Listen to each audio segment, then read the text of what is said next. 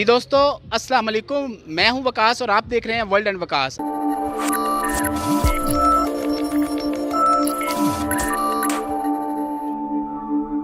आज हम आपको लेके आए हैं कलर कहार झील पे। कलर कहार झील जो है ये पंजाब का मशहूर सियाहती मुकाम है। कलर कहार जो है ये सतह समुंदर से 1500 फुट की बुलंदी पे वाक़ है।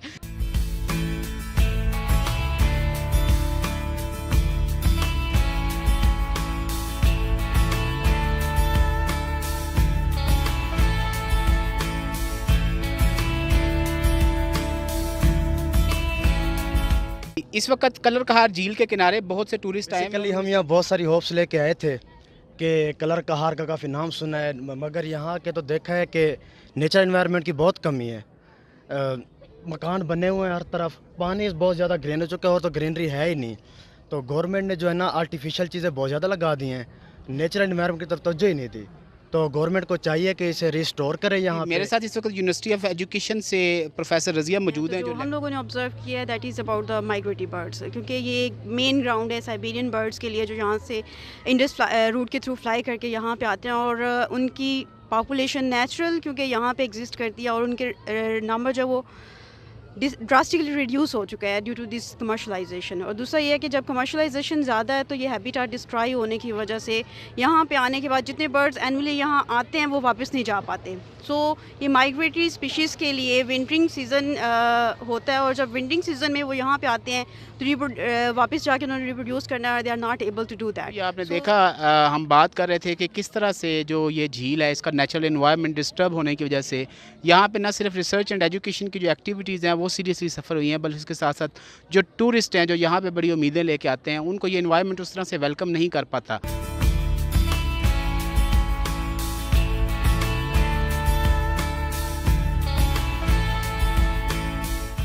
आपको यहाँ पे रैपिड कमर्शलाइजेशन के नुकसानात दिखाने के लिए मैं करीबी पहाड़ के ऊपर आया हूँ, और करीबी पहाड़ से मैं आपको दिखाना चाहता हूँ कि जो मेरे इस साइड पे आप देखें तो ये कलर कहार झील है।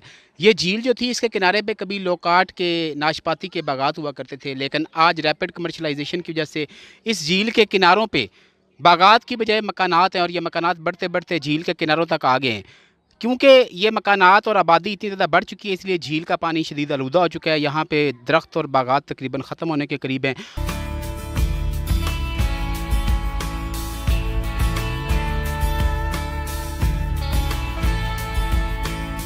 अभी मैं यहाँ पे जो लोकाट के फार्मर्स हैं उनसे मिला हूँ, उनका ये कहना है कि लाहौर और दूसरे सिटीज़ से जो मुख्तलिफ दौलतमंद लोग हैं वो यहाँ पे ये जगह ख़रीद के अपने ज़ाती मकानात बना रहे हैं, और जो यहाँ पे जो बागात हैं लोकाट के और नाशपाती के वो तेज़ी से कट रहे हैं।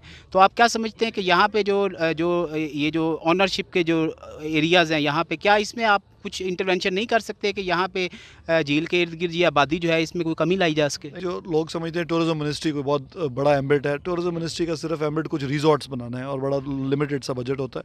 हम पहली दफ़ा पीटीआई की गवर्नमेंट ने ये एफर्ट किया कि हम उसको एक tourism development corporation of Punjab बनाएं, और कुछ एरियाज़ को मखसूस करके उनको ले लिया जाए लोगों से पर्सनल ओनरशिप से, उसको सेक्शन 6 लगा के। लेकिन अभी फ़िलहाल वो उसके लिए लेजिस्लेशन की ज़रूरत है, और नेक्स्ट बजट में हम उस तरफ जा सकेंगे। लेकिन ये अनफॉर्चुनेटली जो पहले हो चुका है उसको अनडू करना बहुत मुश्किल है।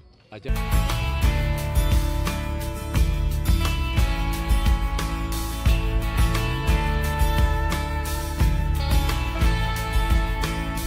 इस वक्त मैं मौजूद हूँ तख्ते बाबरी पर। तख्ते बाबरी जो है ये, अगर मेरे कैमरामैन आपको दिखा सकें तो बिल्कुल जो कलर कहार झील है इसके बिल्कुल सामने मौजूद है। ये एक पहाड़ी की चोटी है, छोटी सी पहाड़ी की चोटी है जिसको बिल्कुल ऊपर से हमवार किया गया है, और इस चोटी को बनाने का मकसद बेसिकली ये था कि शहनशाह बाबर जो था उसने दिल्ली पर जब हमला किया था तो उस वक्त उसने अपनी फ़ौजों का पड़ाव यहाँ पे किया था। इस मुकाम को तख्ते बाबरी कहते हैं।